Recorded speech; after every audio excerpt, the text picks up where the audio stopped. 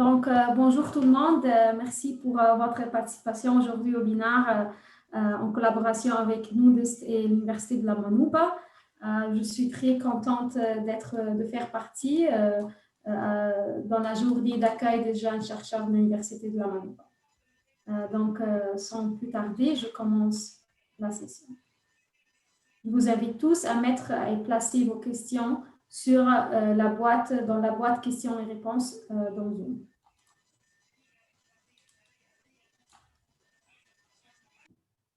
Donc, en collaboration avec Nudist, l'Université de Manouba, Elsevier a préparé une session pour aider les chercheurs de l'Université de Manouba pour avancer sur leur recherche scientifique, espérant que les doctorants, les étudiants en master puissent en profiter du programme. Donc, le programme comprendra une introduction sur Elsevier, des solutions d'Elsevier disponibles pour l'Université de la Manouba fournies par le consortium Nudist, comment choisir et confirmer le sujet de votre recherche, comment trouver des collaborateurs pour votre recherche, comment éviter le plagiat en suivant un référencement correct, comment trouver les sponsors, les organismes de financement intéressés par votre domaine de recherche, votre champ de recherche, comment choisir la revue pour publier votre recherche. Je m'appelle Nadine Iskander, je suis conseillère de recherche à Elsevier en Afrique. Donc, avant de commencer, juste quelques mots sur Elsevier. Donc, qui sommes-nous? Nous sommes une entreprise d'information et d'analyse de l'information spécialisée dans les sciences de la santé.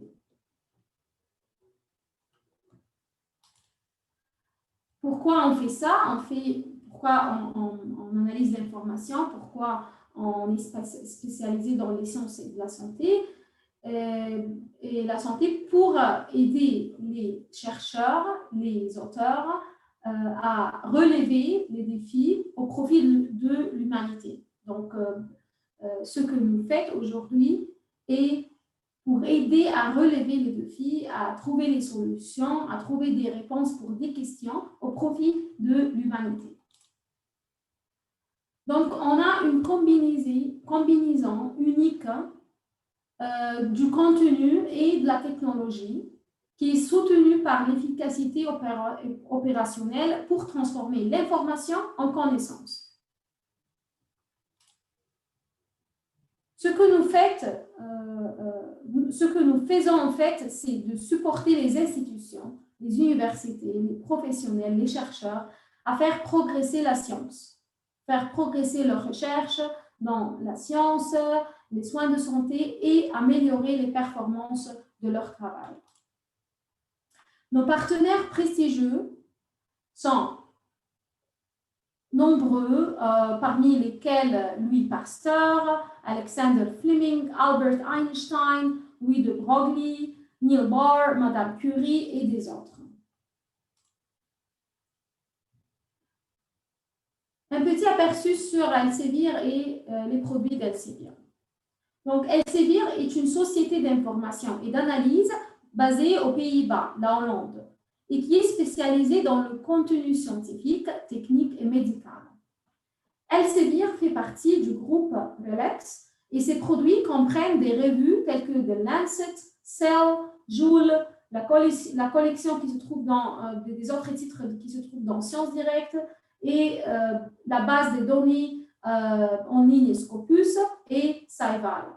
Scival est un outil qui mesure les performances de la recherche, le moteur aussi de recherche clinique pour les cliniciens. Et il y a aussi Clinical Path, qui est le service de soins du cancer basé sur des preuves. Les produits d'Elsevier comprennent également des outils numériques pour la gestion, l'instruction et l'évaluation des données, comme nous avons mentionné Scopus, Scival et des autres. Elsevier publie plus de 500 000 articles par an dans plus de 2500 revues. Ces archives contiennent plus de 17 millions de documents et plus de 40 000 livres électroniques. Le nombre total de téléchargements annuels s'élève à plus d'1 milliard. Pourquoi nous avons ces figures, ces chiffres? Parce que nous offrons des informations fiables. Donc, chaque outil que nous développons se repose sur des informations fiables, car de la bibliothèque au laboratoire, de l'institution à l'individu, l'avancement scientifique et médical nécessite vraiment des données qui sont fiables. Chez Elsevier, nous sommes associés à la communauté universitaire depuis 140 ans pour conserver et vérifier les connaissances. Désormais, en tant qu'entreprise d'analyse d'information, nous nous engageons à apporter cette rigueur à une nouvelle génération de plateformes Elsevier, en particulier à un moment où il est plus difficile que jamais de savoir quoi croire. En 2018, la production d'articles d'Elsevier représentait 18% de la production mondiale de la recherche, tout en recueillant une partie de 25% des citations à l'échelle mondiale. Ce qui démontre vraiment l'engagement d'Elsevier à fournir une qualité de recherche nettement supérieure à la moyenne de l'industrie. Allons sur les solutions disponibles pour l'université de Manouba offertes par le consortium CNUDEST pour les institutions membres du consortium, incluant l'université de Manouba. Donc, Scopus. Comment accéder? Avant tout, je voudrais que vous essayiez maintenant d'accéder sur Scopus. Comment accéder à Scopus? Très simplement, allez sur le site de CNUDEST, cnudest.rnrt.tn, de l'adresse IP de votre université, donc au présentiel sur, de votre université, de votre faculté. Vous allez sur cnudest.rnrt.tn. Ensuite, vous allez avec la souris sur ressources électroniques et puis vous choisissez base de données bibliographiques et bibliométriques.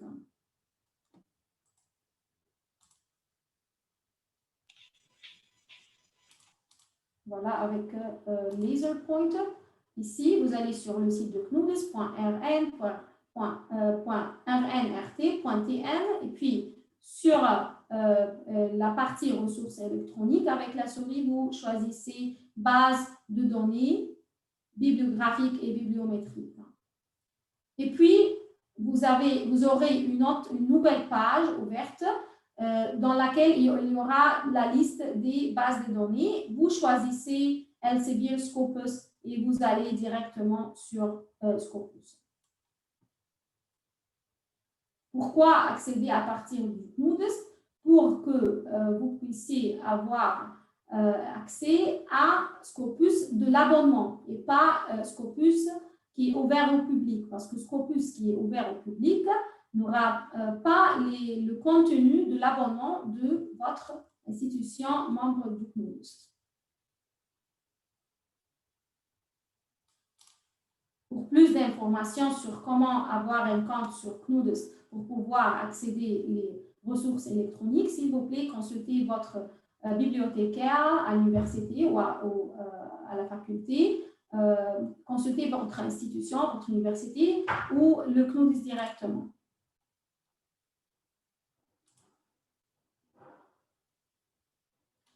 Pour faire avancer sur votre recherche en tant que chercheur, vous êtes confronté à ce simple fait.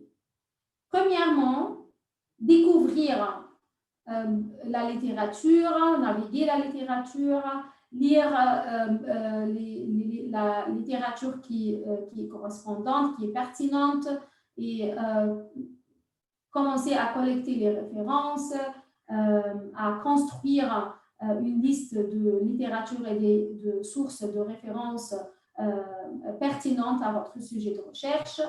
Après ça, vous organisez les ressources, les références, la littérature, les informations pour avoir des des infos qui sont interconnectées, qui sont interliées, qui peuvent construire voilà, le concept, l'idée, la méthodologie de votre document, de votre recherche. Et puis, vous aussi, vous commencez à citer ces références, ces sources que vous avez utilisées pour construire votre article, votre document, votre papier de recherche.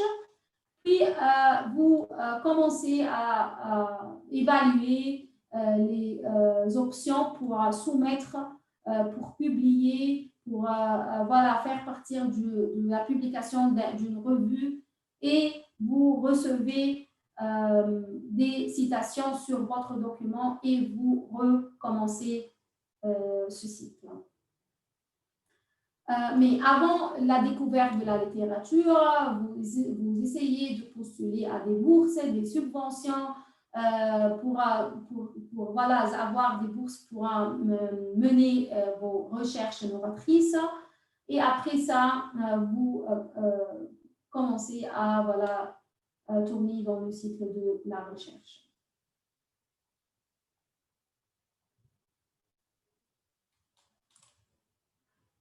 Elsevier, avec les solutions qui sont actuellement disponibles pour l'Université de Manouba, qui est membre du consortium, offre ces solutions autour du cycle de la recherche scientifique pour aider les chercheurs, les doctorants, les étudiants en master et les autres chercheurs à plein temps à voilà, avancer sur leur recherche scientifique.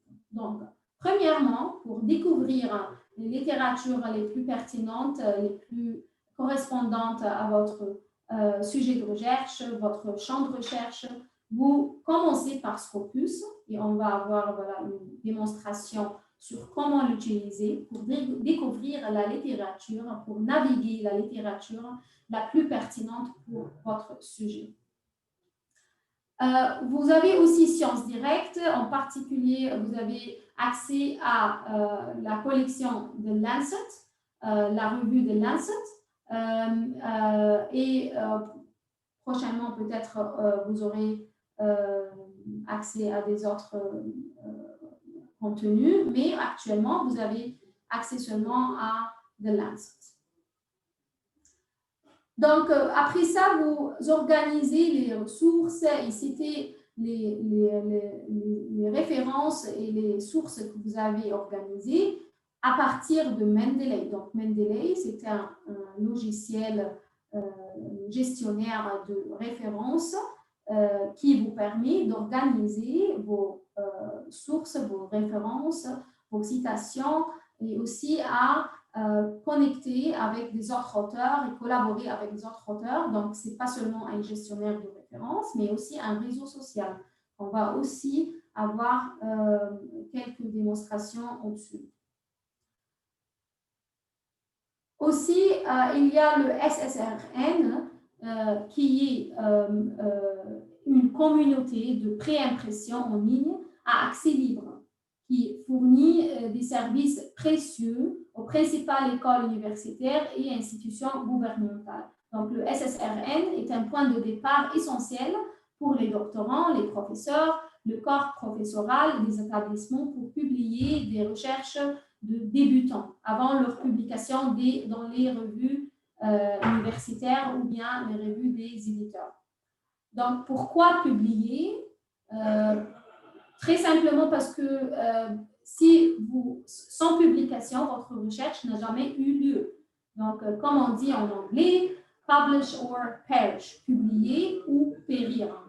Donc, il y a aussi l'outil gratuit Journal Finder qui est disponible pour vous pour trouver les revues les plus correspondantes à votre champ de recherche parmi les revues d'Elsevier. Donc, c'est un outil d'Elsevier pour les revues d'Elsevier pour vous aider à trouver la revue d'Elsevier la plus correspondante à votre champ de recherche, pour avoir des détails sur cette revue, combien de temps elle prend pour évaluer votre manuscrit, combien de temps a publié votre manuscrit, quels sont les modèles de publication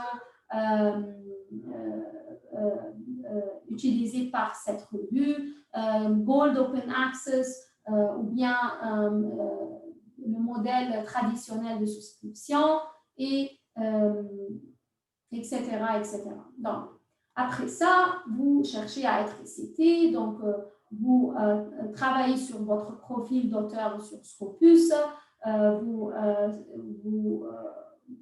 vous êtes en train d'organiser les affiliations dont vous faites partie sur Scopus pour avoir la meilleure visibilité sur le fonds international et pour recevoir plus de citations sur votre document publié.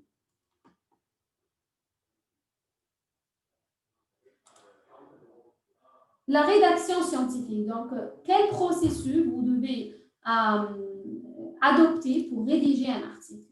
Donc, comme on dit toujours, vous commencez du bas en haut.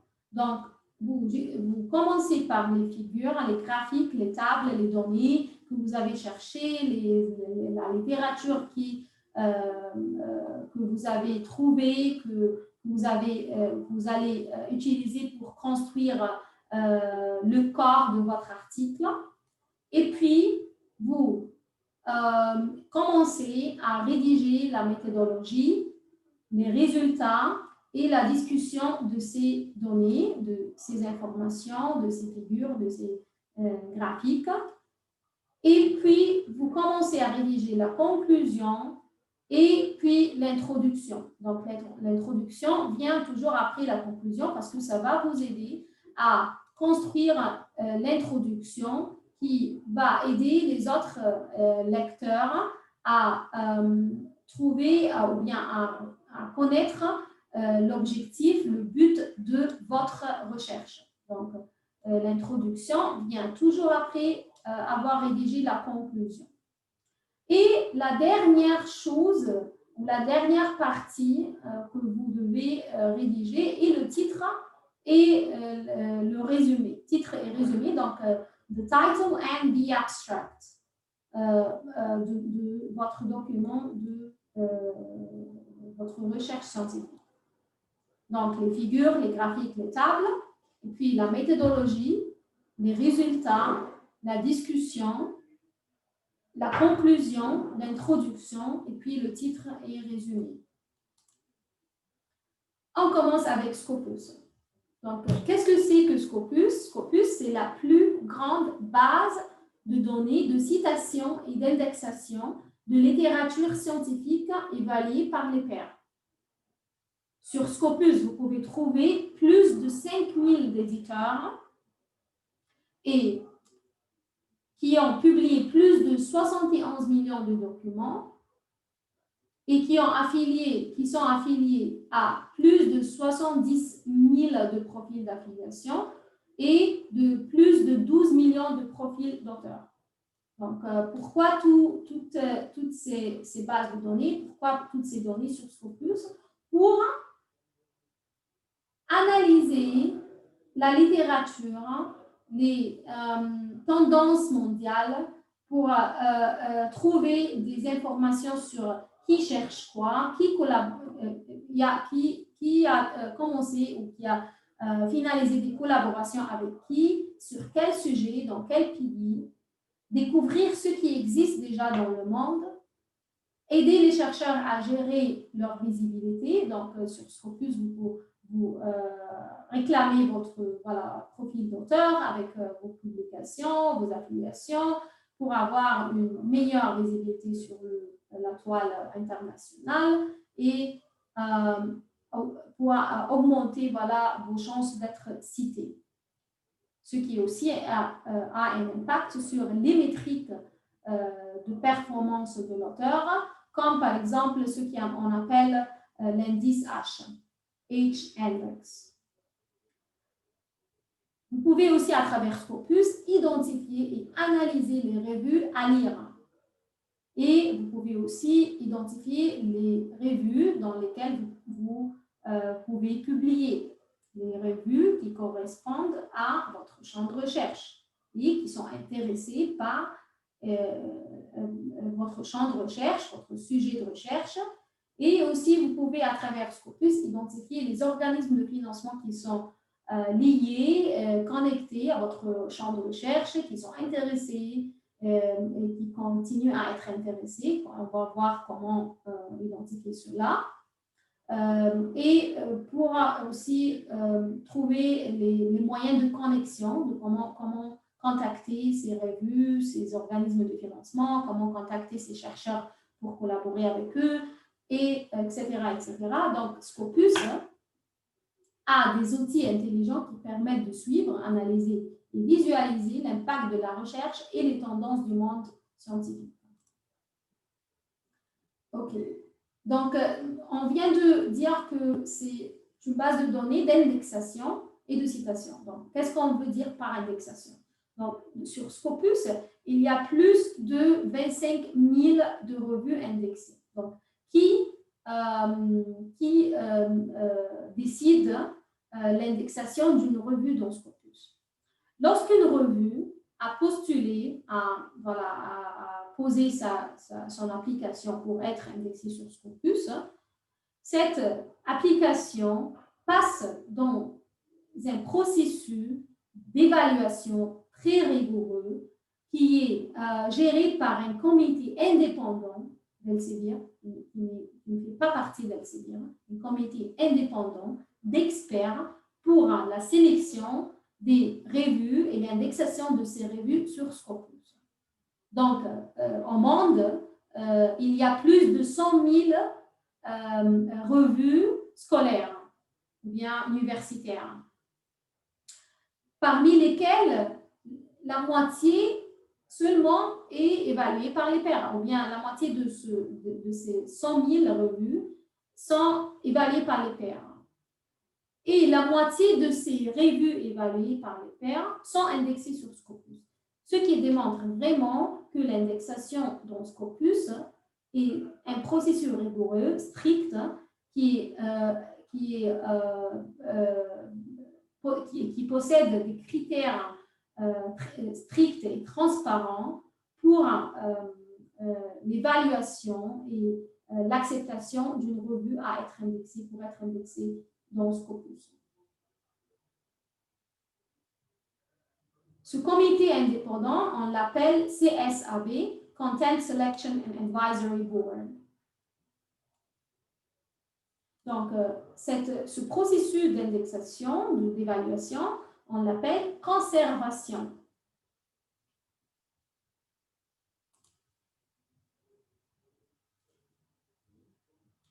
Aussi, sur Scopus, vous avez une couverture complète des champs des sciences de la santé, de la vie, des sciences sociales, des sciences physiques et d'autres.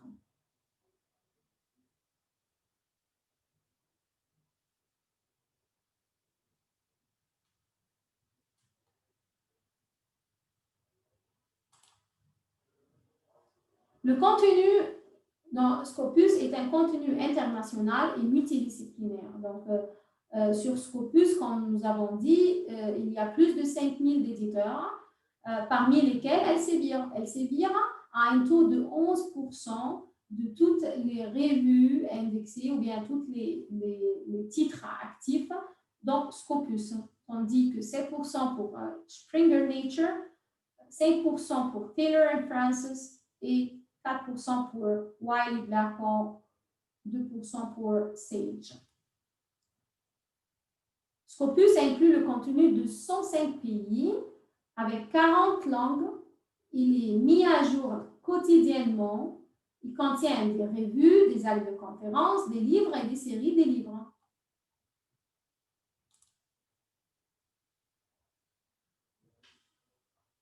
La structure de la base de données de Scopus. Donc, comme nous avons mentionné, il y a plus de 70 millions d'articles, de documents, et il y a plus de 70 000 d'affiliations et plus de 12 millions d'auteurs.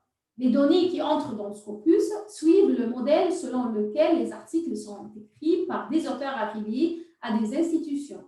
Donc, ce modèle de données relationnelles signifie que Scopus peut vous dire qui recherche quoi dans la littérature mondiale avec une plus grande précision que n'importe qui d'autre.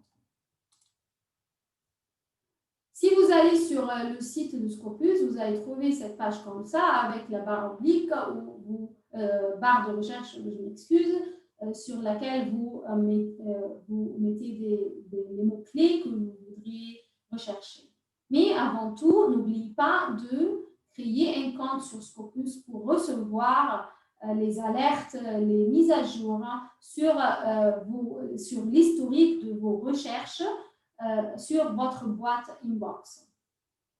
Avec ce compte, vous pouvez sauvegarder des recherches que vous avez menées au passé. Vous pouvez créer des alertes pour des recherches, pour des citations sur des documents spécifiques. Vous pouvez sauvegarder une liste des auteurs qui vous intéressent pour suivre leur travail. Vous pouvez aussi faire des corrections sur vos profils d'auteur quand vous aurez vos profils d'auteur après vos publications dans des revues indexées sur Scopus. Vous pouvez aussi faire des corrections sur votre profil. Vous pouvez gérer votre profil pour avoir la meilleure visibilité.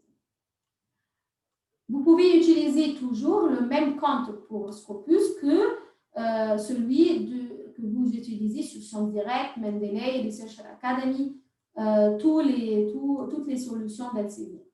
Donc, un seul compte fonctionne sur toutes les solutions d'Elsevier.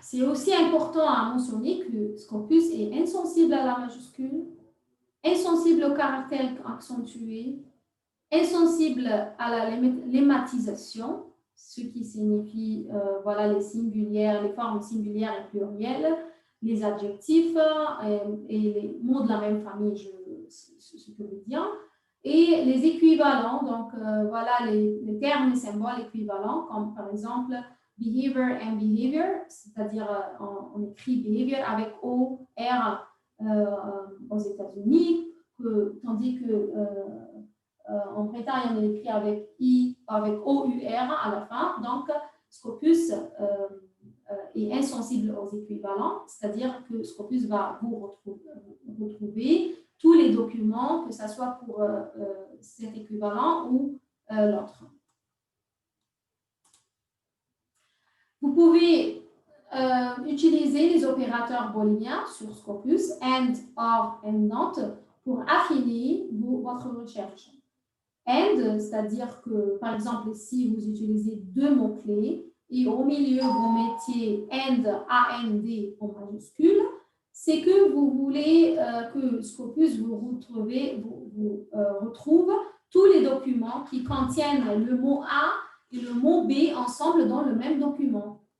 Tandis que si vous mettiez un OR, entre les deux mots-clés, c'est que vous voulez que Scopus vous retrouve les documents qui contiennent que ce soit le mot A ou bien le mot B.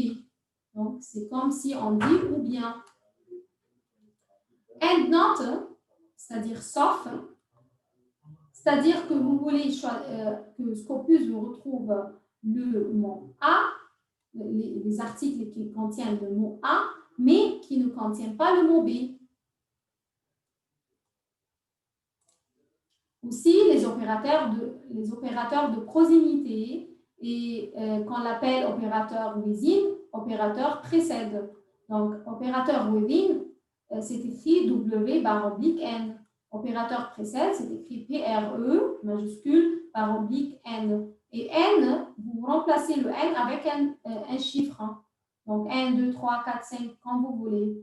Qu'est-ce que ça signifie, l'opérateur within? Ça signifie que si vous le mettiez entre deux mots-clés dans la barre de recherche sur Scopus, c'est que vous voulez que le premier mot ne soit pas séparé du deuxième mot de plus de 2 mots. Parce qu'on a mis 2 au lieu du N. Donc, eux ne sont pas séparés de plus de 2 mots. Si on met au lieu du N 4, c'est qu'on ne veut pas que les 2 mots soient séparés de plus de 4 mots. Et pourquoi on fait cela? Parce qu'il y a des fois que si les mots sont trop séparés, ils vont perdre le sens du mot, bien qu'ils vont perdre l'objectif de la recherche. Mais s'ils viennent ensemble ou s'ils viennent moins séparés, ils vont garder le sens et l'objectif de votre recherche. Donc, par exemple, si ces deux mots, Zika, virus, sont séparés de maximum de deux mots, que, par exemple, il va trouver virus infection with Zika. Donc, il y a deux mots entre virus et Zika. Virus like Zika. Il y a un mot parce qu'on a dit au maximum de deux mots. Donc, 2 ou 1 ou 0. Donc, virus, virgule, Zika. Donc, c'est un 0 de mots. Zika virus, donc aussi ici, ils ne sont pas séparés. Donc, opérateur within, donc within two words. On dit en anglais, within two words. Donc, ils sont séparés au maximum de n mots. 2, 3, 4, 5. Vous remplacez le n avec le nombre qui est plus pertinent pour vous. Donc, l'opérateur précède, donc c'est la même chose que within, mais la seule différence est que le mot que vous écrivez en avance doit précéder le deuxième mot. Et le n ici, c'est précédé de combien, de maximum de nombre de mots. Donc, par exemple, si on écrit Zika précède /2 virus, c'est que on veut que le mot Zika précède toujours le mot virus et de maximum de deux mots. Par exemple, on veut Zika and donc virus. Donc voilà, il y a deux mots entre Zika et virus, mais le mot Zika doit précéder toujours le mot virus. Donc, précède /n. Au lieu de m, vous pouvez mettre 1, 2, 3, 4, 5, comme vous voulez. Donc, voilà les opérateurs de proximité. Aussi, les jokers, le point d'exclamation, d'interrogation, je m'excuse, et l'étoile. Donc, le point d'interrogation représente un caractère unique.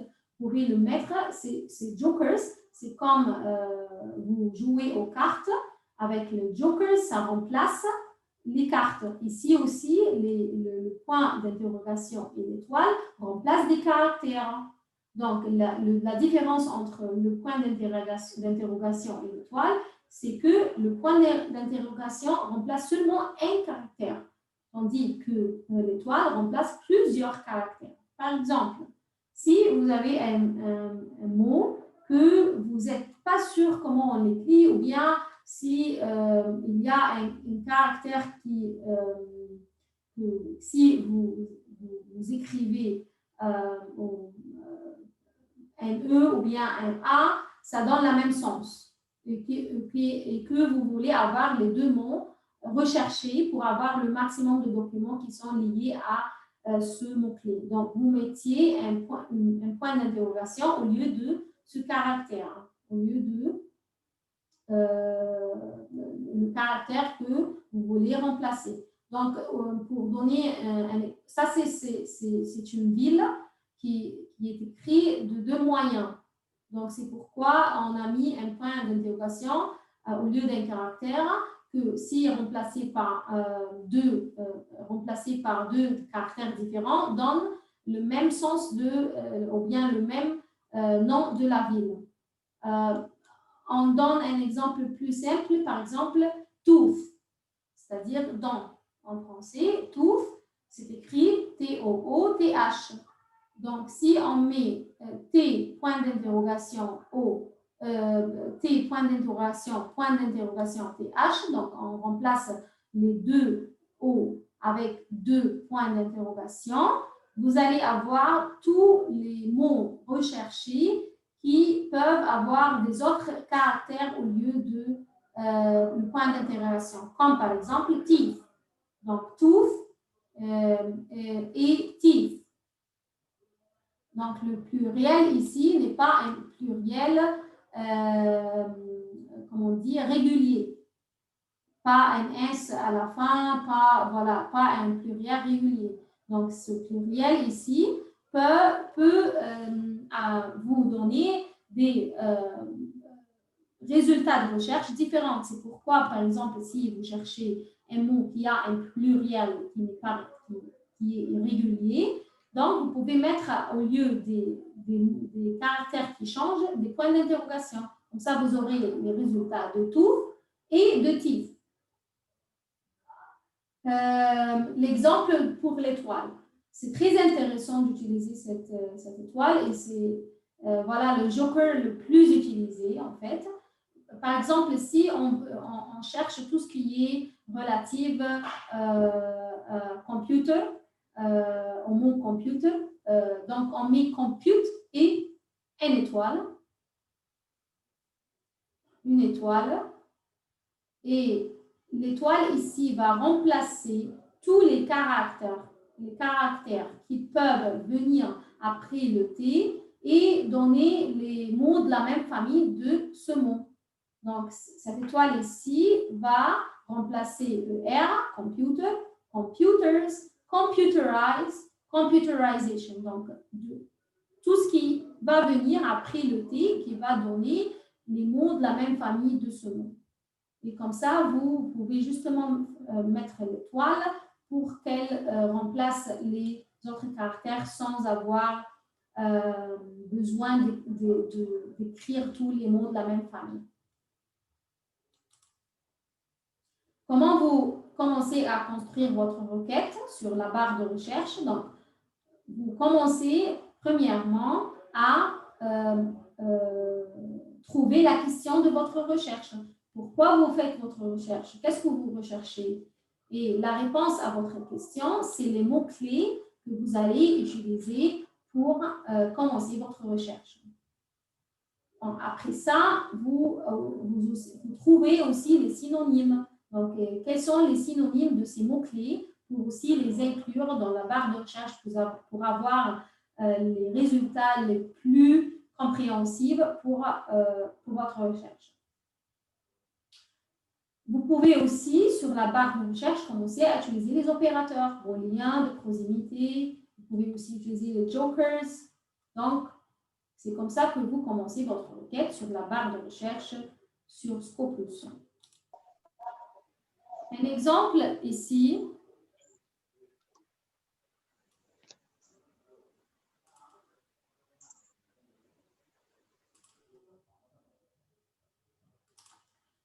Un exemple ici sur la barre de recherche.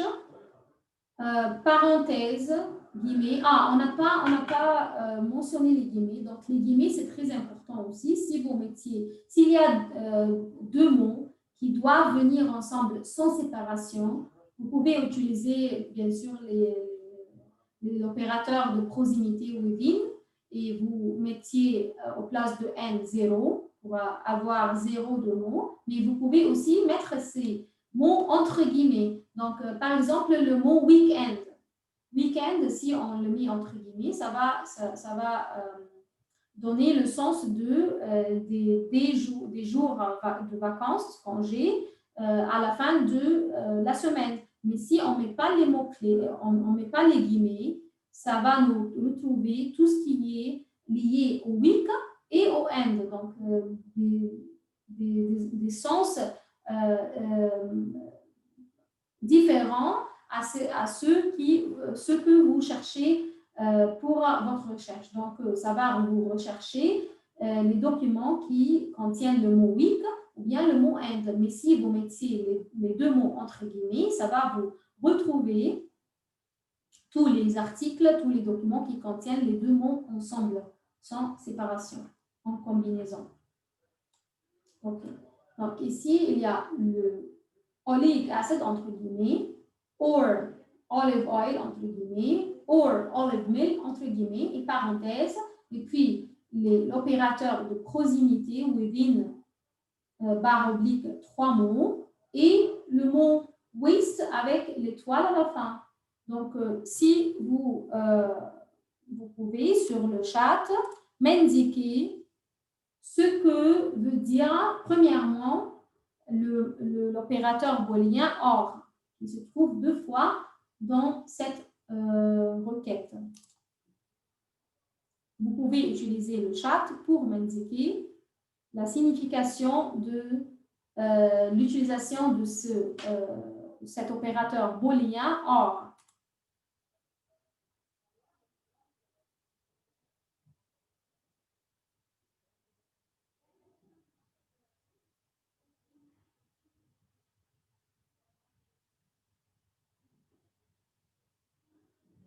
Est-ce que vous arrivez à suivre les différents opérateurs booléens? Si oui, s'il vous plaît, indiquez-moi sur le chat la signification de l'utilisation de OR. OR en français, ou bien. Donc, ça signifie quoi de placer un OR entre ces 3 combinaisons de mots? Je vous laisse 1 minute. Merci, Madame Ebtissam. Donc, tous les articles qui contiennent les 3, l'une des 3 combinaisons, très bien, très bien. OK, donc ici, la signification, c'est que je veux Scopus me retrouve tous les articles qui contiennent, que ça soit oleic acid, ou bien olive oil, ou bien olive meal. OK. Ça quoi signifie? Ça signifie l'étoile à la fin du mot waste. Donc, il y a une étoile ici à la fin du mot waste. Ça signifie quoi?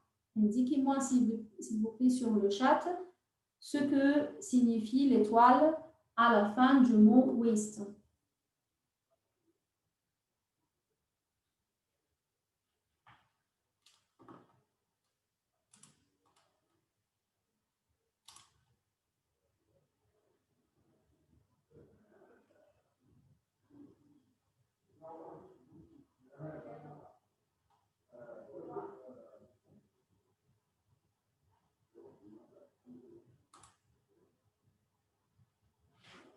Un nombre de caractères entre 3 mots à peu près. Non, Madame Tissam, je veux la signification de l'étoile à la fin du mot waste. L'étoile. 34, merci beaucoup. Trouvez tous les mots qui contiennent waste. Vous êtes 50% juste, 50%, je ne sais pas. Entre 3 mots à peu près. Donc, comme nous avons dit, l'étoile remplace plusieurs caractères.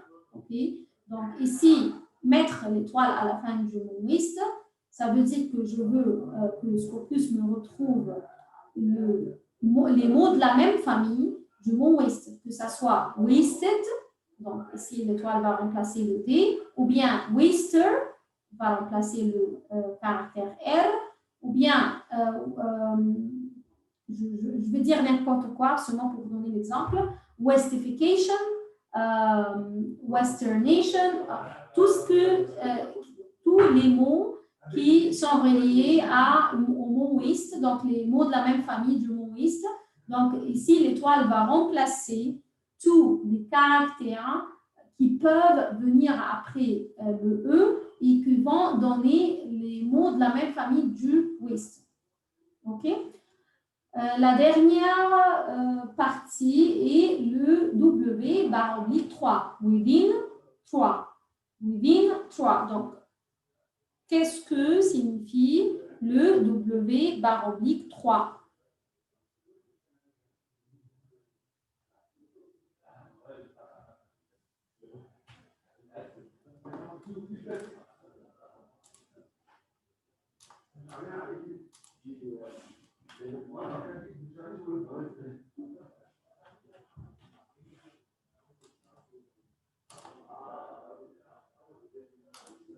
Que signifie le W/3?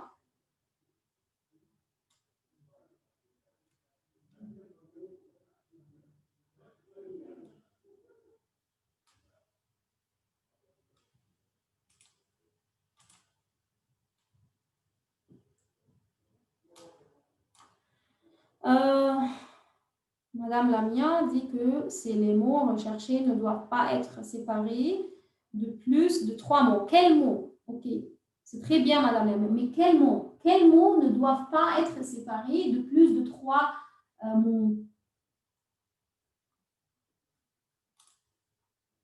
Quels mots?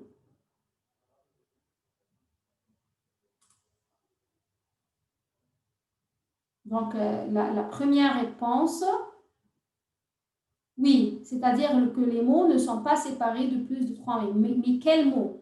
Quels mots ne doivent pas être séparés de plus de 3 mots?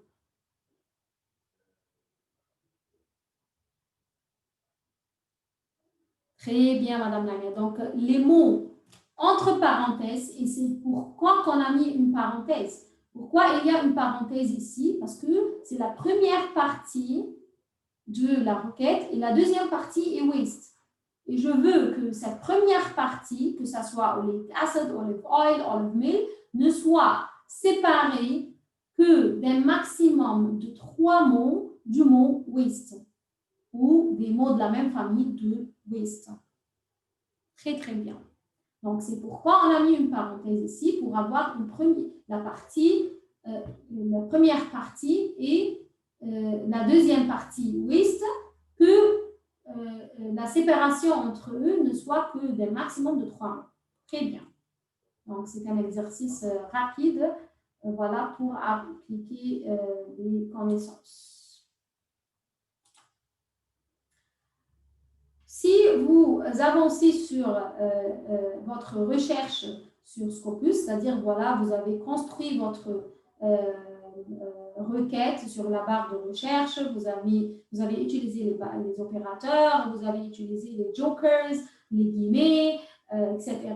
Et vous appuyez sur Search, rechercher. Vous aurez une autre page, une nouvelle page avec les résultats de votre requête.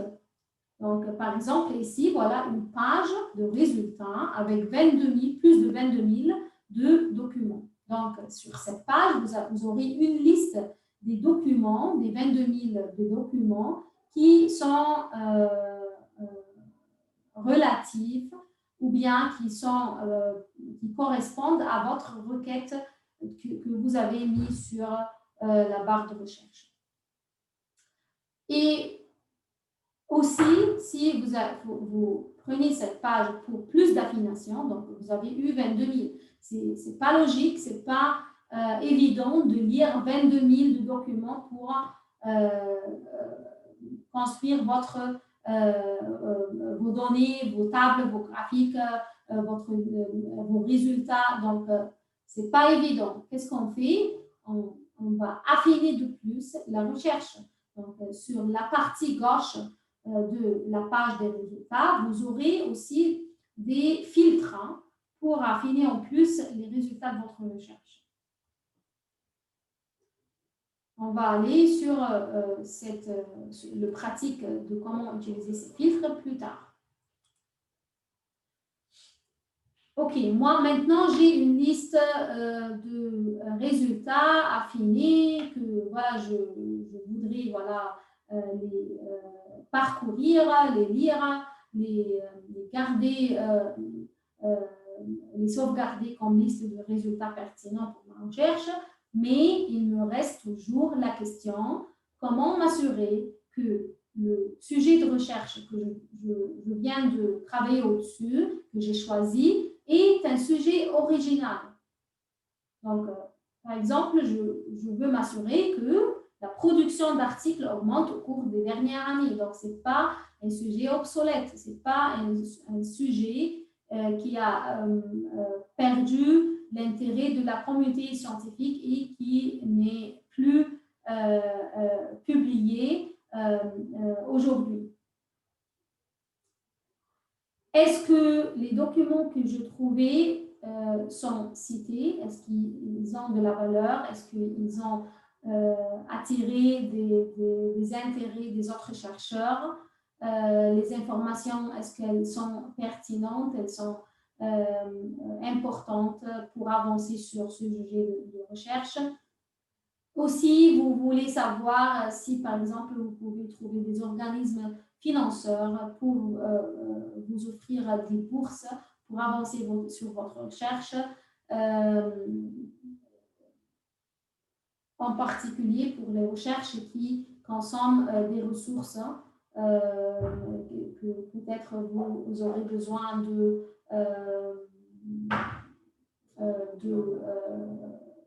louer des laboratoires, des places pour travailler, etc., etc. Donc, vous aurez besoin de financement. Donc, est-ce que vous pouvez trouver des organismes de financement à travers Scopus qui sont liés, connectés à votre champ de recherche et aussi qui sont toujours intéressés à financer les recherches dans ce champ. Et aussi, à ce point, vous êtes en train de penser, est-ce que vous devez collaborer avec des autres auteurs? Est-ce que vous devez conduire cette recherche tout seul?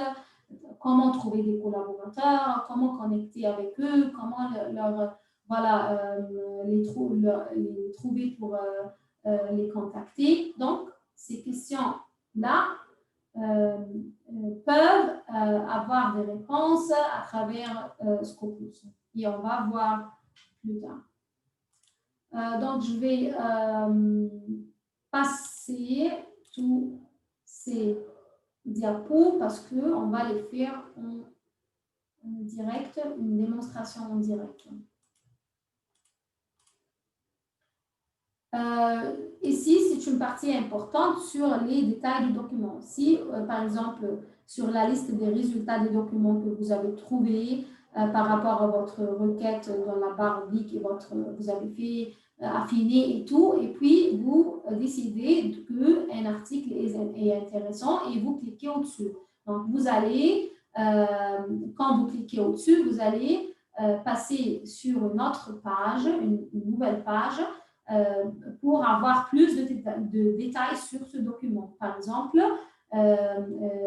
voilà les noms des auteurs qui ont participé dans cette recherche pour ce document, cet article, le résumé de l'article, les affiliations, les institutions dont les auteurs font partie et la revue qui a publié cet article. Et aussi, vous pouvez noter que la revue est en hypertexte, en bleu. Et donc, vous pouvez cliquer au-dessus pour aller sur la page d'accueil de cette revue pour plus d'informations sur la revue qui a publié. Aussi, vous pouvez noter sur l'écran ici, si c'est visible pour vous, une petite enveloppe ici, il y a une petite enveloppe à côté de l'auteur, du nom de l'auteur. Et cette enveloppe signifie que vous pouvez contacter cet auteur, que l'adresse email de cet auteur est disponible pour lui contacter. Par exemple, si vous voulez lui contacter pour voir les possibilités de collaboration, pour avoir leur opinion sur votre recherche, sur la méthodologie, etc., etc. Donc, à tout moment, vous pouvez cliquer au-dessus de l'enveloppe pour avoir l'email et contacter l'auteur.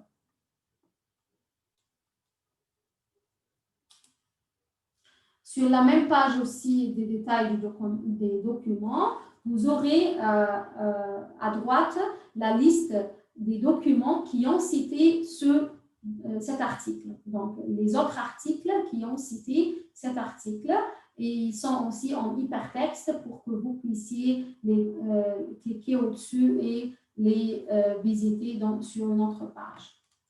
Vous pouvez aussi avoir les autres articles qui sont liés, qui sont connectés, qui sont recommandés par Scopus par rapport à cet article. Donc, les articles qui, par exemple,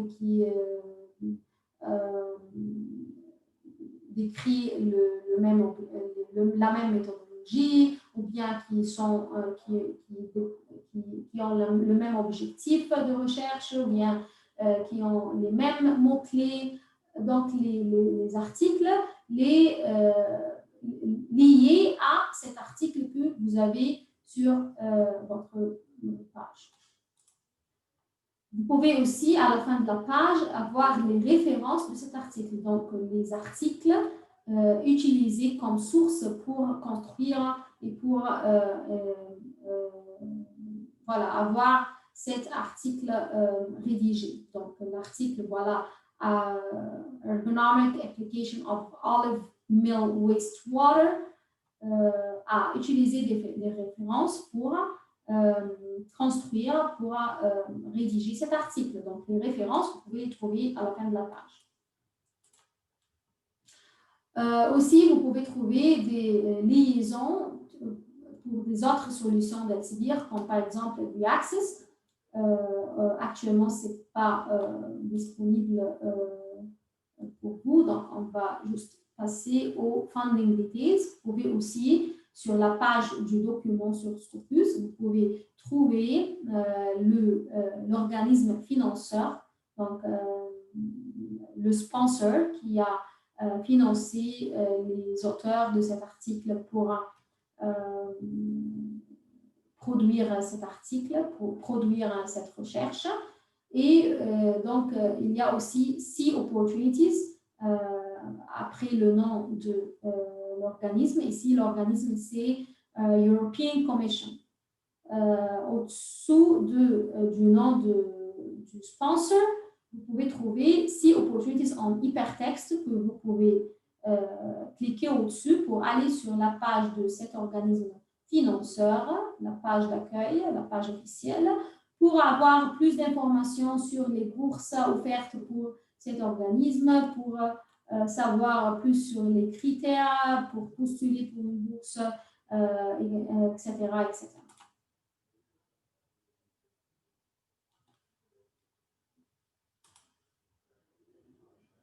Aussi, sur la page du document sur Scopus, il y a aussi la partie qu'on appelle Topics of Prominence. Donc, Topics of Prominence, c'est voilà, les mots qui sont les plus utilisés par cet article et pas seulement les plus utilisés, mais qui continuent à augmenter en pertinence pour l'article. Donc, il y a deux facteurs ici, que ce soit voilà, la taille du mot ou bien la couleur. Donc, la taille signifie que ce mot est pertinent ou bien c'est un mot-clé de cet article. De plus en plus, devient un mot clé parce que il représente l'objectif, le but de la production de cet article. Tandis que la couleur de bleu à bleu ou bien gris ou bien vert, ça signifie que si le mot est,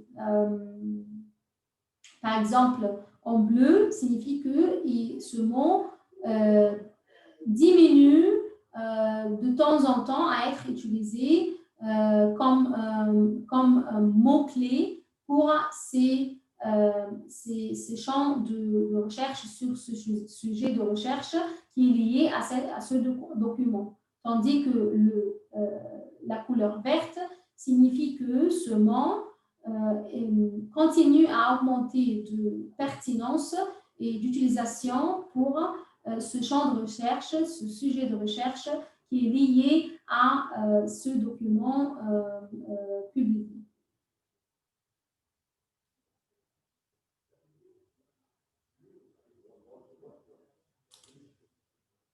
S'il vous plaît, si vous trouverez sur une page de Scopus Preview, c'est que vous n'êtes pas sur la page souscrit, abonné de votre institution membre du CNUS. Donc, si vous trouverez le mot preview, c'est que vous n'êtes pas sur la page de Scopus sous l'abonnement de votre institution membre de CNUS. Donc, s'il vous plaît, accédez à travers le site du CNUS pour avoir l'accès de l'abonnement. On va passer sur Mendeley, mais avant de passer sur Mendeley, je voudrais faire une démonstration sur Scopus.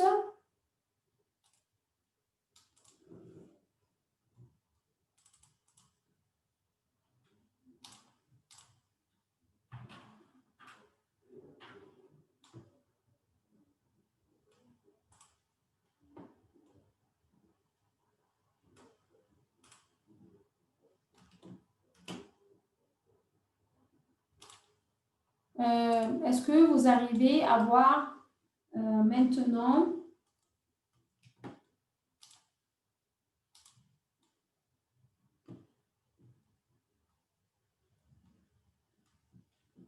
la page de Scopus sur l'écran?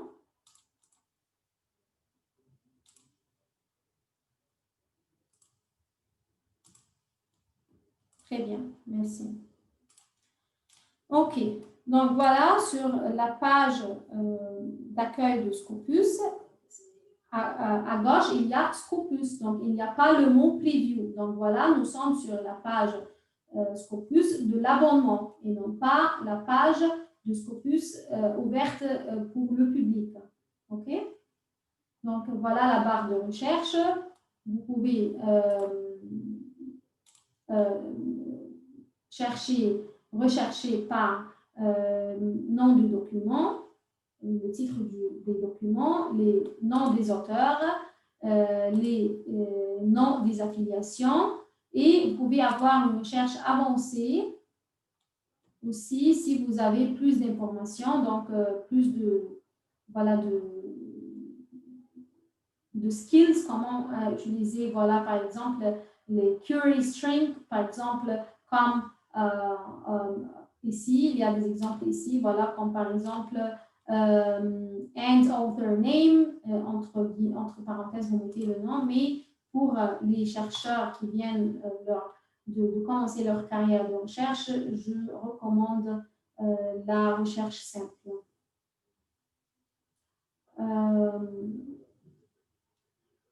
OK. Donc, moi, je vais... Est-ce que parmi les participants, il y a un sujet de recherche que vous voulez qu'on utilise pour la démonstration?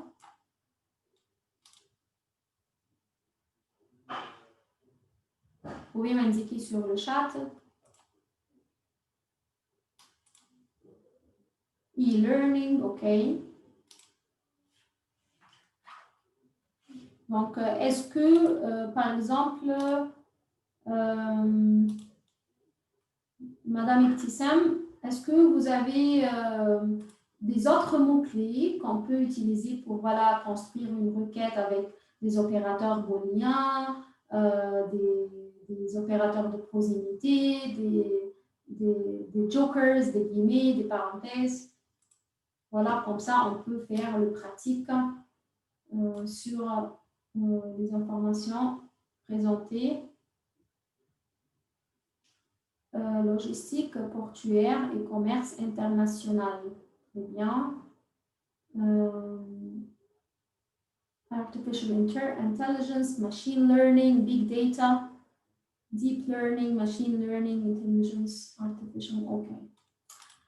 Et je voudrais vous demander, est-ce que nous aurons besoin des guillemets ici, par exemple pour les deux mots artificial intelligence ou bien machine learning?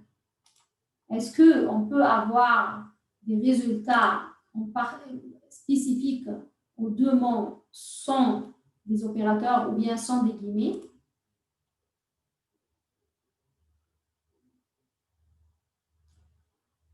OK, on prend l'exemple de artificial intelligence, machine learning, big data. Est-ce que vous pouvez me construire une requête pour avoir les résultats les plus affinés, les plus pertinents pour ces 3 mots-clés ou bien ces 3 combinaisons de mots-clés.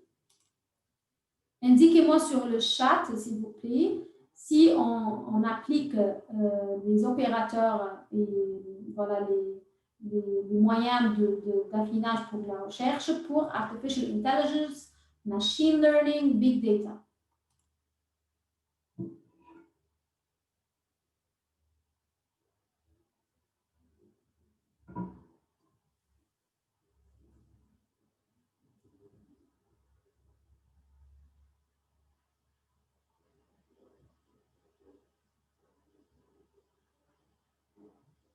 Je vous rappelle, on a les opérateurs booléens and, or, and not, les opérateurs de proximité, within, barre oblique, w, barre oblique, n, les aussi précède, PRE, barre oblique, n. On a aussi les jokers, le point d'interrogation et l'étoile. On a aussi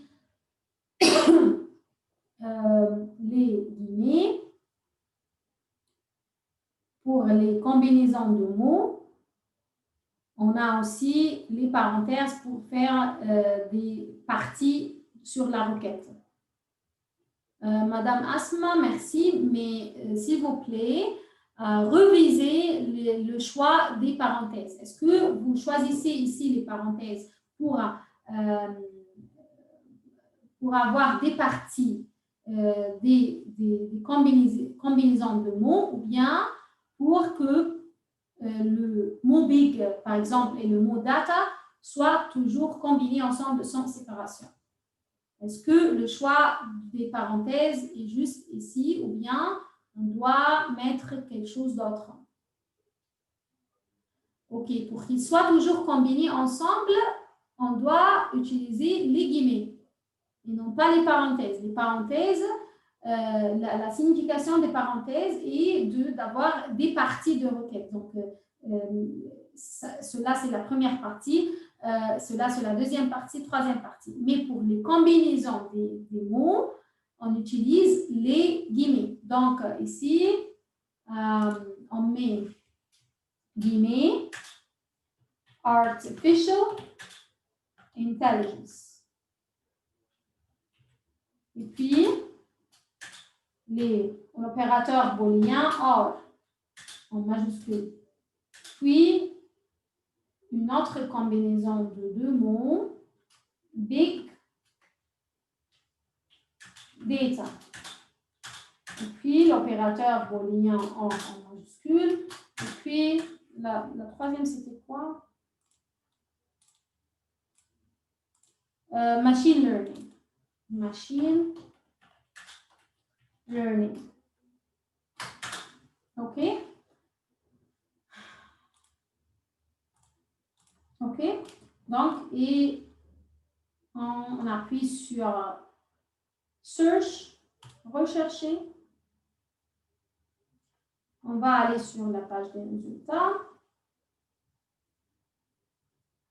On a eu plus de 600 000 de documents de résultats. Est-ce que c'est évident à lire tous ces documents? Est-ce que c'est évident? Oui ou non?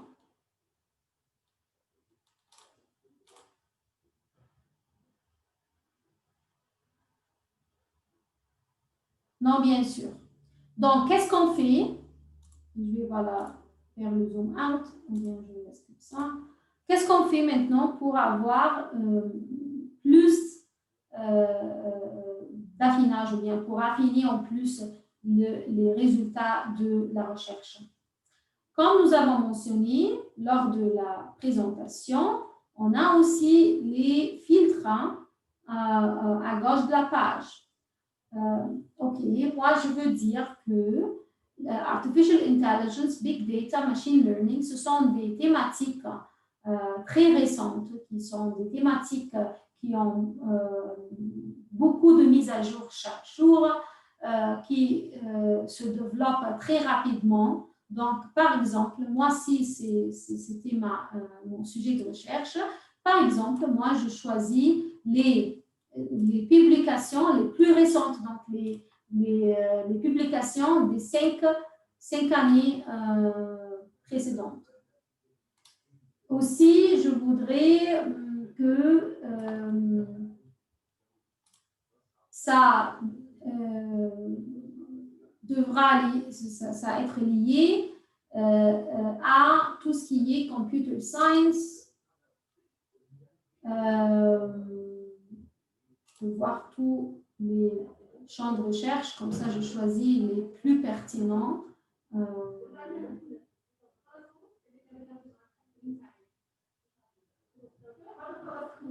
Computer science, par exemple, aussi.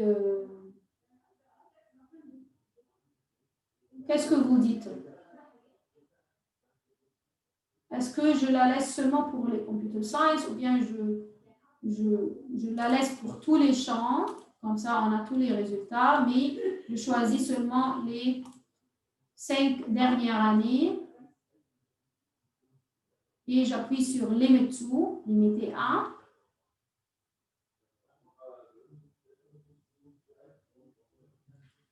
OK, maintenant, on a 271 000 de documents comme résultat. Qu'est-ce qu'on fait encore pour raffiner en plus? Peut-être on choisit ceux qui sont liés au computer science, ou bien on choisit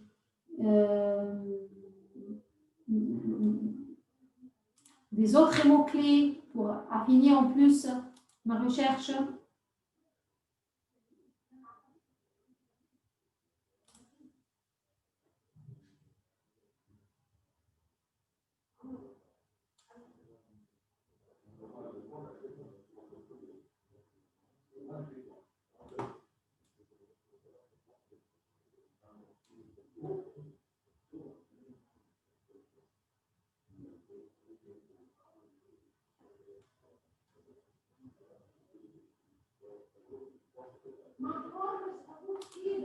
Voilà les autres mots-clés que je peux aussi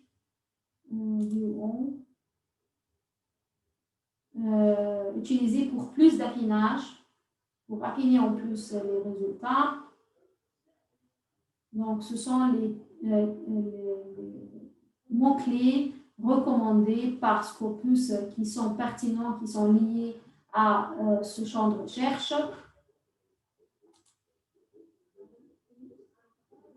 Voilà tous les mots-clés. Donc, peut-être moi, je suis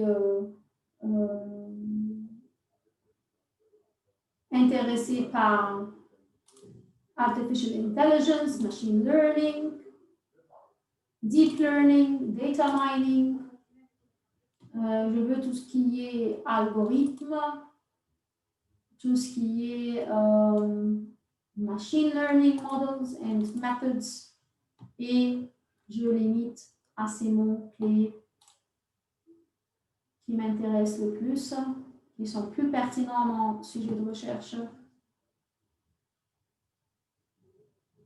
Et maintenant, j'ai 118 documents comme résultat.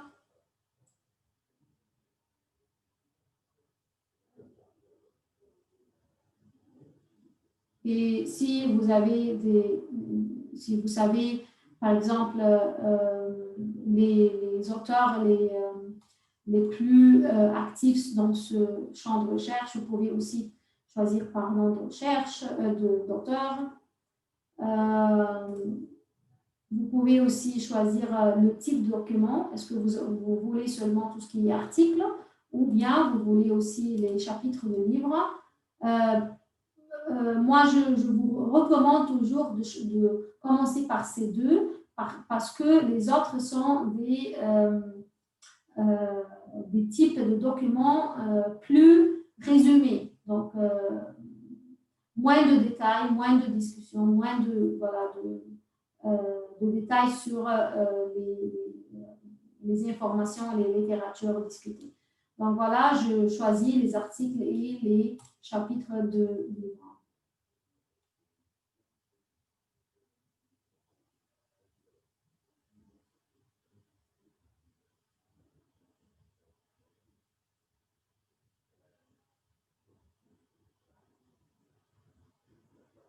Voilà, j'ai eu 31 002 documents. Donc, c'est une liste la plus affinée et je peux la mettre en ordre ici à côté de la page, dans l'ordre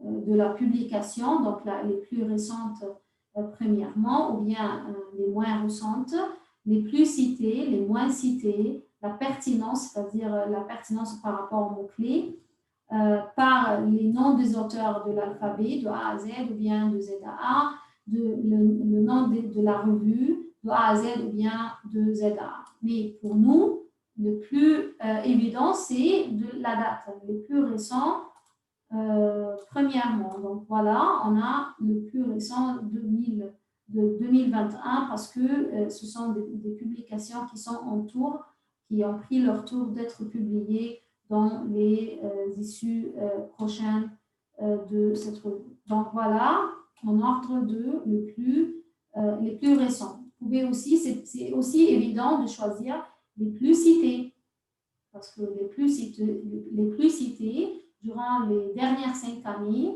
peuvent être les plus pertinentes par rapport à votre sujet de recherche.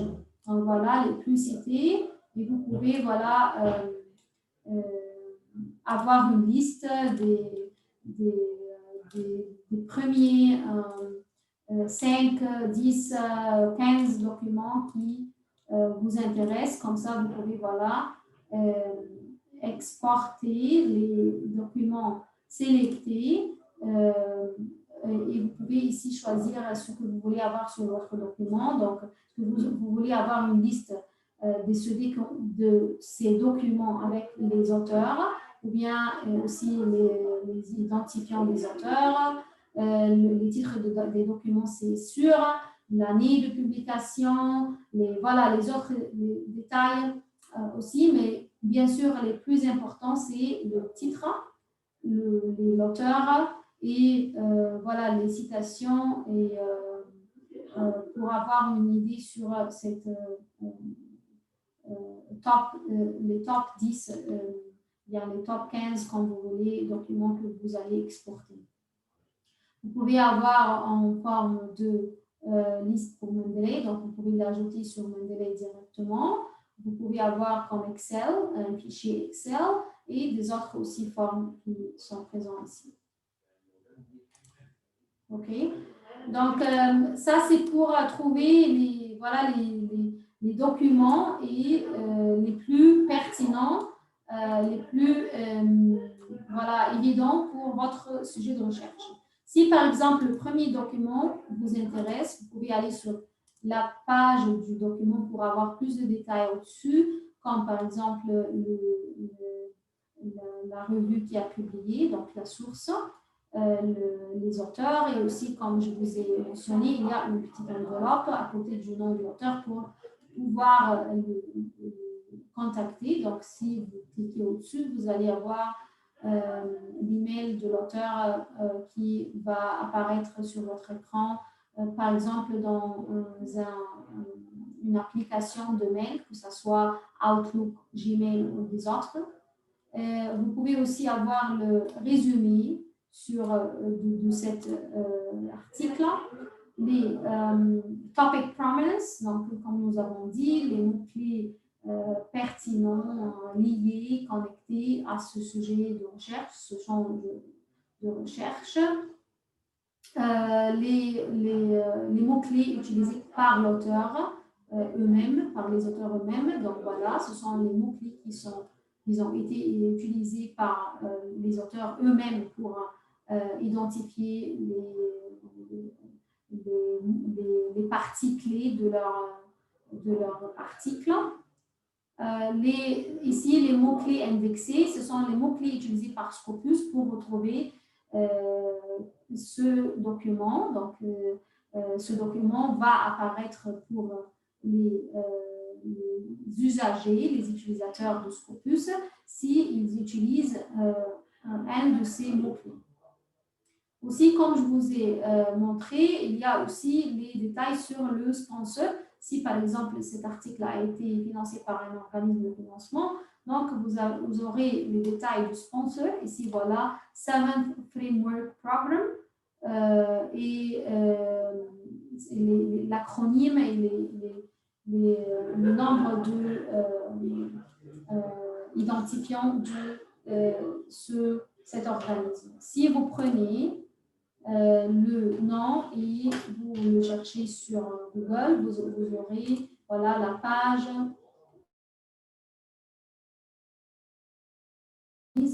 organisme pour plus d'informations sur les critères, comment postuler, comment voilà, poser des applications, et etc.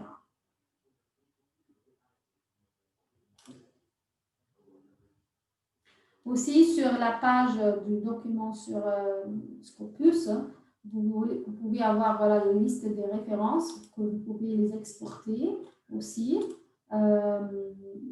Donc, et aussi, vous pouvez aller directement sur le document pour avoir plus d'informations. Donc, je voudrais seulement vous rappeler que Scopus, c'est une base de données et non pas une plateforme de texte intégral. Donc, pour avoir le texte intégral des documents, vous devez le consulter sur le site de l'éditeur.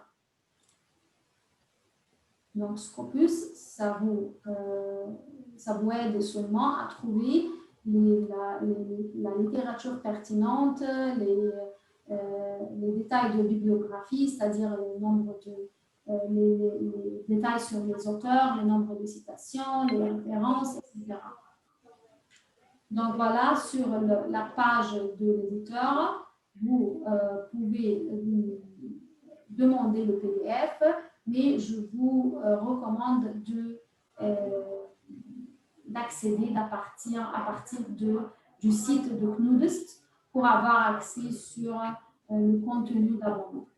Okay. Aussi, sur la page du document sur Scopus, vous pouvez voir les métriques de l'article, donc combien de citations, le Field Weighted Citation Impact, ça mesure aussi des citations, mais par rapport aux autres documents qui sont publiés dans le même champ de recherche. Donc, il compare les citations reçues par ce document par rapport aux citations reçues par les documents publiés dans le même sujet de recherche. Donc, on compare la moyenne.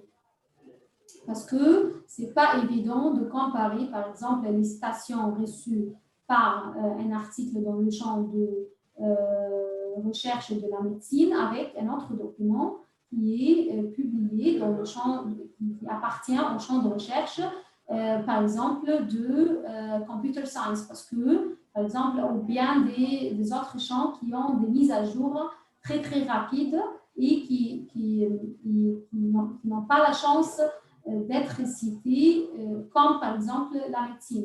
La médecine, ça prend plus de temps pour avoir des mises à jour, donc le nombre de citations par document est élevé par rapport aux autres champs de recherche.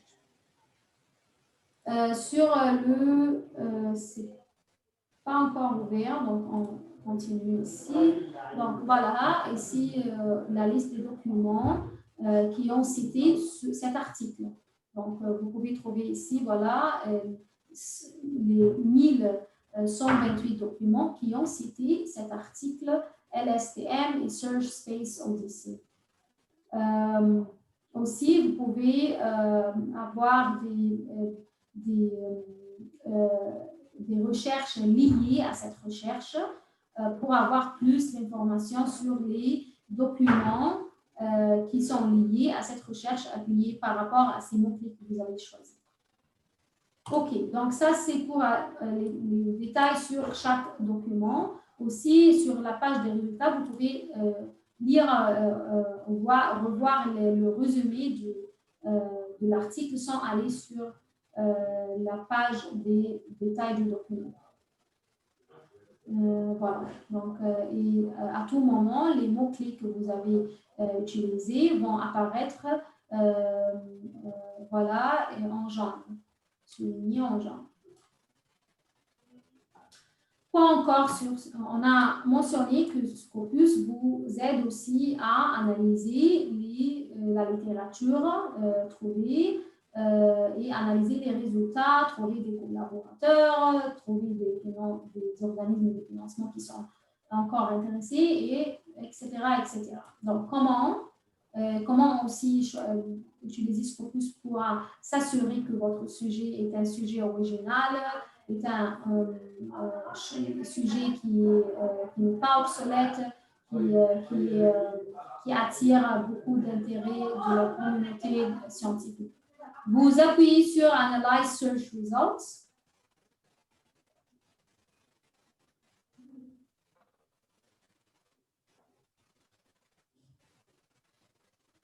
Analyze Search Results.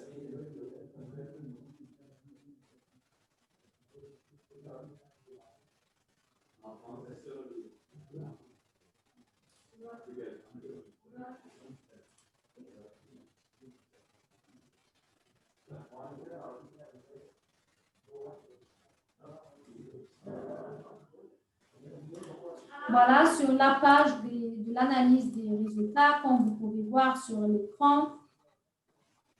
Je vais juste mettre un peu ici. Donc, voilà, le premier graphique qui apparaît, c'est l'analyse des publications par année dans ce champ de recherche par rapport à ce sujet, par rapport aux mots-clés que vous avez mis sur votre barre de recherche, et aussi les mots-clés qu'on a choisis en plus des filtres à gauche de la page. Donc, voilà l'évolution de publication dans ce champ de recherche jusqu'à aujourd'hui. Donc, on va limiter la recherche jusqu'à 2019 parce que 2020 n'est pas encore finalisé, ni 2021. Donc, on limite à 2019 pour avoir une vue évidente sur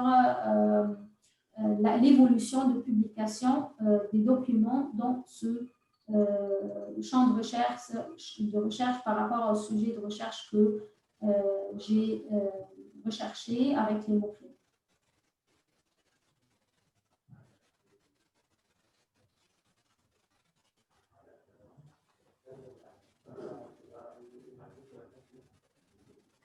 OK.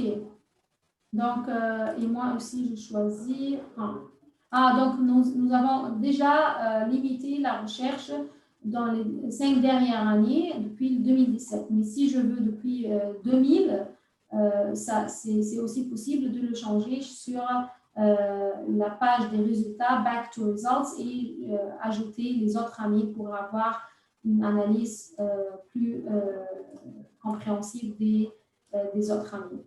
Donc voilà, ici, depuis l'année 2017, la publication des documents dans ce sujet de recherche, dans ce champ de recherche, continue à augmenter. Voilà, c'est très évident, c'est très visible, l'augmentation est considérable.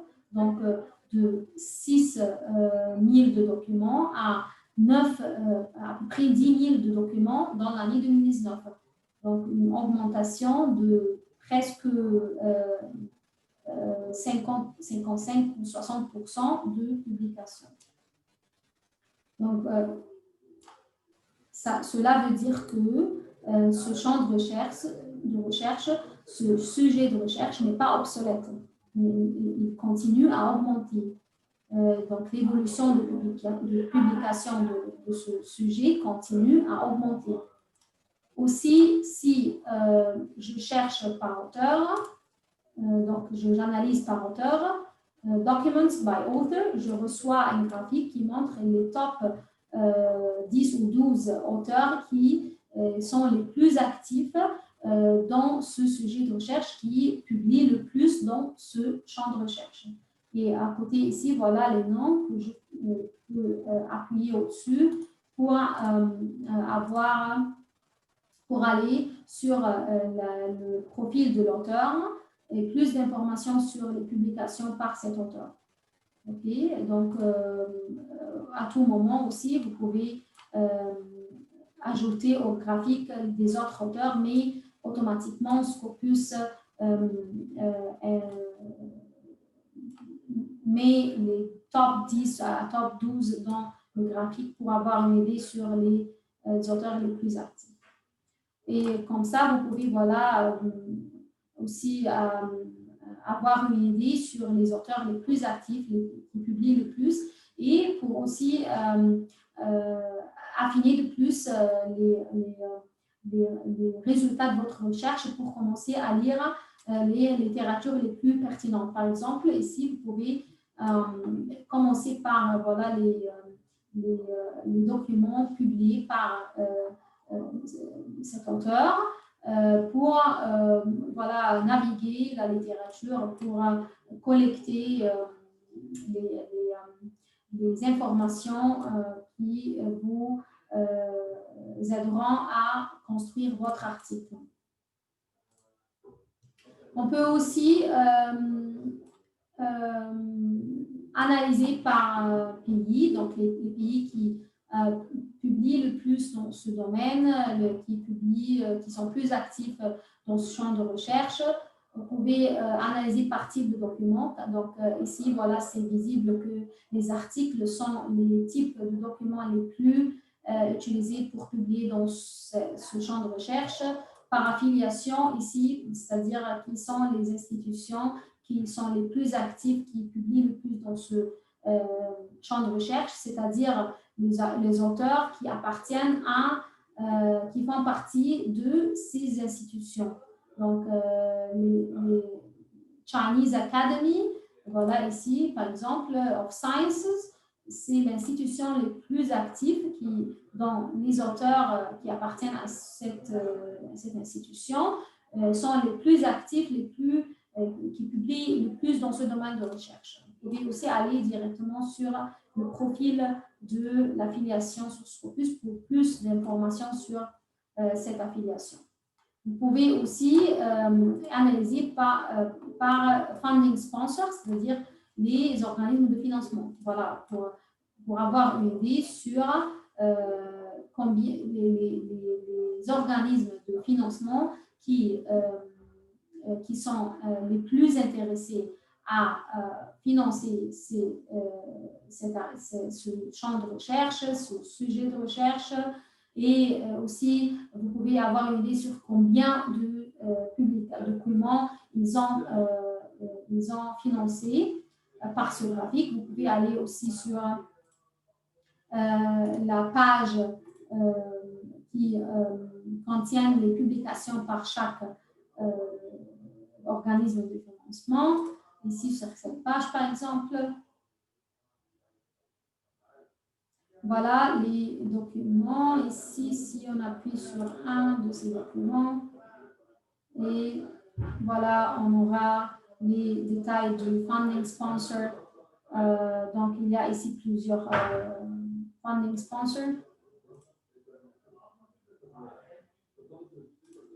Et ce qui nous intéresse ici, c'est National Natural Science Foundation of China, parce que c'est le nom le plus actif à financer les publications dans ce domaine de recherche. Donc, on peut aller sur une page de Google et avoir ce sponsor pour avoir plus de détails sur ce sponsor. Vous pouvez chercher aussi Funding and Support, Guide to Programs, Application and Awards. Donc voilà, c'est comme ça que vous pouvez postuler pour les organismes qui sont les plus actifs et qui financent le plus dans ce domaine de recherche. Ça, c'est une démonstration, voilà, en bref, sur les fonctions de Scopus. Bien sûr, il y a il y a beaucoup d'autres fonctions, mais voilà, pour le profit du temps, je termine ici et je passe au Mendeley très rapidement. Voilà, donc Mendeley, comme nous avons dit, c'est un gestionnaire de références et un réseau social qui vous permet de gérer vos références.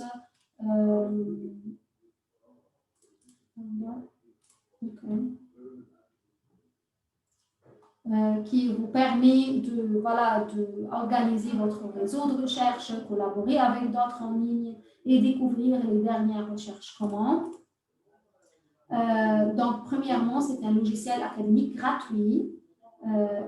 Il fonctionne sur des multiplateformes comme Windows, Mac et Linux. Vous pouvez voilà, ouvrir Mendeley sur Chrome, Firefox, Safari et bien sûr Edge. Vous pouvez aussi l'avoir sur votre desktop comme application et c'est très recommandé de l'avoir sur votre desktop. Vous pouvez aussi l'utiliser sur le web et vous pouvez aussi avoir l'application sur votre portable ou bien votre tablette ou bien iPad. Pourquoi utiliser Mendeley? Pour organiser vos documents, vos références, pour collaborer avec des autres chercheurs, créer des groupes de chercheurs, discuter ensemble les informations, la littérature, les différents aspects de la recherche pour découvrir les statistiques et les recommandations, pour rester à jour et en savoir plus.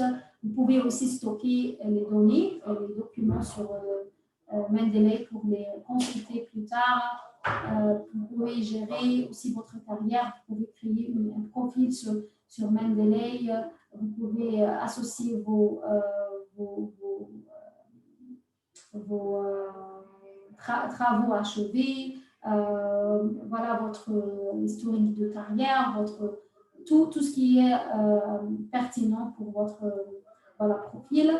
Vous pouvez aussi chercher des financements. Donc, Mendeley, c'est un outil très, très, très important, surtout pour les chercheurs qui viennent de commencer leur travail de recherche. Donc, vous pouvez gérer vos références voilà, vous pouvez citer en écrivant, voilà, vous intégrez Mendeley à Word, Microsoft Word, ou bien les autres LibreOffice, Document Foundation ou les autres. Donc, vous pouvez aussi annoter en lisant pour prendre note des parties importantes des documents. Vous pouvez organiser et partager des listes de lecture. Vous pouvez accéder à la recherche partout. Donc, c'est très important de commencer de naviguer Mendeley, trouver les fonctions les plus pertinentes pour votre recherche, pour votre début de processus de recherche. N'oubliez pas d'installer le plugin sur votre MS Word, Microsoft Word ou bien LibreOffice. Donc, à partir du Mendeley Desktop, quand vous allez le télécharger à partir de mendeley.com, après que vous recevez l'application sur votre desktop, Mendeley Desktop, vous allez sur Tools, Install MS Word Plugin pour l'avoir sur votre MS Word, Microsoft Word et pour l'utiliser en écrivant votre article, votre document de recherche. Donc, c'est important d'aller commencer à utiliser Mendeley en allant sur le site mendeley.com, créer un compte gratuit et puis télécharger et installer l'application Mendeley Desktop et comme j'ai mentionné, installer le plugin pour le Word et pour Outlook. Vous pouvez aussi aller sur les outils, installer le plugin MS Word, Microsoft Word et redémarrer ensuite Word. Donc, vous fermez Word, vous installez le plugin Word à partir de Mendeley Desktop et vous redémarrez Word pour avoir l'installation complète. Sur Mendeley, ce qui diffère Mendeley des autres gestionnaires de référence, c'est que vous avez 2 gigas de stockage personnel, 100 mégas d'espace de bibliothèque partagé. Vous pouvez créer et joindre des groupes publics illimités jusqu'à 25 membres chacun. Et vous pouvez créer 5 groupes privés jusqu'à 25 membres chacun.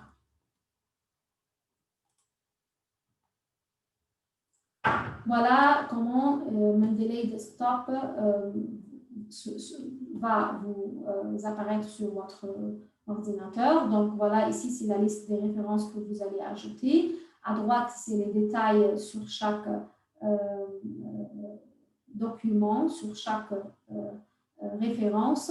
Vous pouvez à tout moment ajuster ou modifier les détails des noms des auteurs, si par exemple cela n'est pas intégré justement, ou bien l'année, la revue qui a publié, donc etc. À gauche, c'est voilà les fonctions, donc vous avez le literature search, vous pouvez chercher la littérature à partir d'ici, vous pouvez avoir les suggestions de Mendeley. Vous avez aussi votre bibliothèque où vous avez vos références et vous pouvez aussi créer des fichiers ici, des folders, des dossiers pour avoir, si vous travaillez sur plusieurs projets de recherche en même temps, vous pouvez les séparer en dossiers de recherche ici. Ok, donc voilà, ça c'est la fin de la démonstration sur Mendeley. Je prends une question ici. Est-ce qu'on peut utiliser Zotero? Oui, vous pouvez bien sûr utiliser Zotero. C'est notre gestionnaire de référence. Mais ce qu'on vous recommande pour Mendeley, c'est que Mendeley n'est pas seulement un gestionnaire de référence, mais c'est aussi un réseau social. Donc, et aussi dans la partie de gestionnaire de référence, Mendeley vous offre plus de fonctions et plus d'espace de stockage.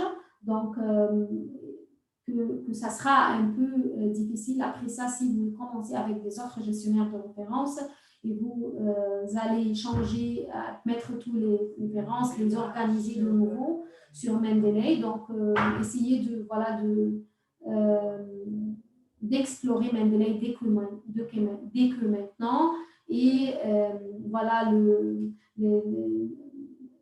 bénéficier de toutes les fonctions de Mendeley comme gérant de référence, comme réseau social, comme vraiment un outil pour collaborer avec les autres, créer des groupes entre vous si vous travaillez ensemble sur des recherches, aussi pour avoir votre profil pour la visibilité de vos travaux et aussi pour trouver des bourses, des sponsors pour vos recherches. Donc, Mendeley, c'est un outil compréhensif qui vous permet de faire plusieurs choses en même temps. Donc, ce n'est pas seulement un gestionnaire de référence. Et c'est très, très simple. L'interface est très simple et très facile à utiliser. Est-ce qu'il y a d'autres questions que vous souhaitez mettre sur le chat ou bien la partie questions-réponses? Ok, quelle est la différence entre EndNote et Mendeley? La différence est l'espace de stockage. La différence est aussi que Mendeley fournit des fonctions autres que gérant de référence, comme je viens de dire, comme par exemple les collaborations, les connexions avec les autres chercheurs, la capacité ou bien le pouvoir de partager des expériences, de trouver des collaborateurs, de trouver des bourses, des sponsors. Donc, ce n'est pas seulement un gestionnaire de référence, mais aussi un outil compréhensible gratuit pour les chercheurs pour avancer sur leur collaboration et leur recherche scientifique.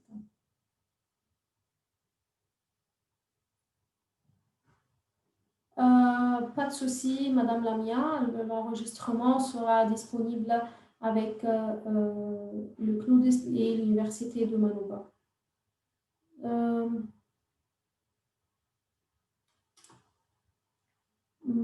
Je pense que c'est tout. Il n'y a plus de questions ici. Donc, s'il vous plaît, la dernière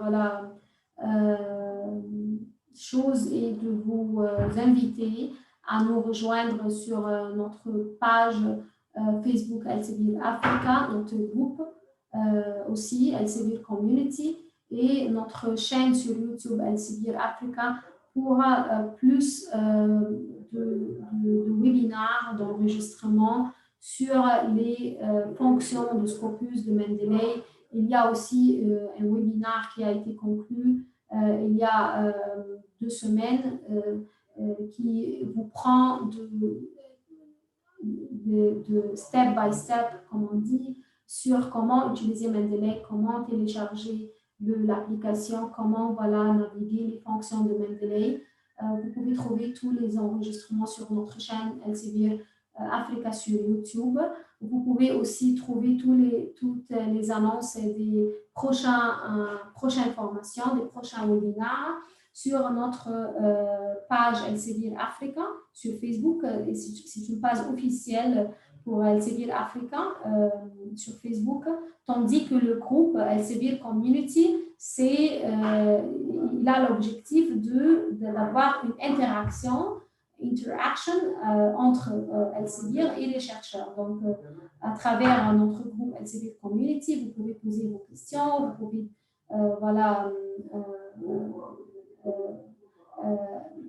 avoir des communications interactives avec l'équipe d'Elsevier, avec les autres chercheurs qui sont membres du groupe, avoir aussi des mises à jour sur les annonces, les formations, les activités, tout ce qui est nouveau par rapport aux outils et aux services d'Elsevier. Donc, je vous invite tous à nous rejoindre sur Elsevier Africa, Elsevier Community sur Facebook et Elsevier Africa sur YouTube. Merci beaucoup pour votre temps, merci pour votre participation et n'hésitez pas, s'il vous plaît, à m'envoyer toutes les questions, même après que vous utilisez Scopus, vous essayez Scopus ou Mendeley. Si vous avez des soucis, des questions, n'hésitez pas à me les envoyer.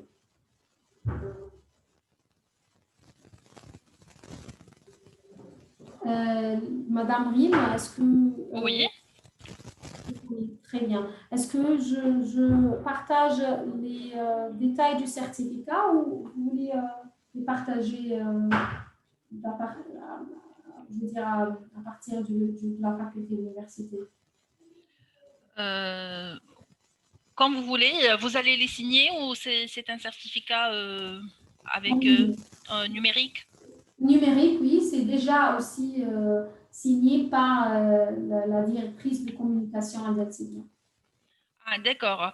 Je ne sais pas, peut-être ils veulent une autre signature de la part de l'université de Manouba pour les chercheurs affiliés à l'université. Donc, OK, donc vous pouvez m'envoyer la signature, comme ça, comme une signature électronique très simple pour l'intégrer sur, le certificat numérique. D'accord, très bien. Donc, je vais voir avec notre service informatique. Ils vont vous envoyer la signature électronique. Comme ça sera très simple. D'accord, parfait. Bon, je tiens à vous remercier et je remercie aussi tous les participants. Je suppose que c'était bénéfique. Et je les invite aussi aux autres webinaires prévus dans le cadre des journées d'intégration. Et ça sera le vendredi. Donc, tout le programme est disponible sur la page web de l'Université de Manouba. Donc, on prévoit un atelier avec la MPR et deux autres donc webinaire destiné pour nos jeunes chercheurs. Bien. Merci beaucoup, Madame Rim. Merci pour cette opportunité, cette chance voilà, d'avoir partie de cette journée. Et à la prochaine fois, Inch'Allah. Merci à vous, madame. Merci beaucoup pour votre ouverture. Vraiment, vous avez répondu positivement dès notre appel, dès le premier contact. Voilà, donc j'espère que ça ne sera pas la dernière. Je suis sûre qu'on aura d'autres occasions. Voilà. Merci beaucoup encore une fois et à très bientôt. Donc voilà, l'enregistrement, il sera disponible aussi sur la chaîne YouTube de l'Université de Manouba et rediffusé sur la page Facebook donc de l'université et la page des jeunes chercheurs, communauté des jeunes chercheurs de l'Université de Manouba. Voilà. Très bien. Très bien, merci beaucoup. Très, très bonne journée et à très bientôt. À très bientôt, merci. Au revoir. Au revoir.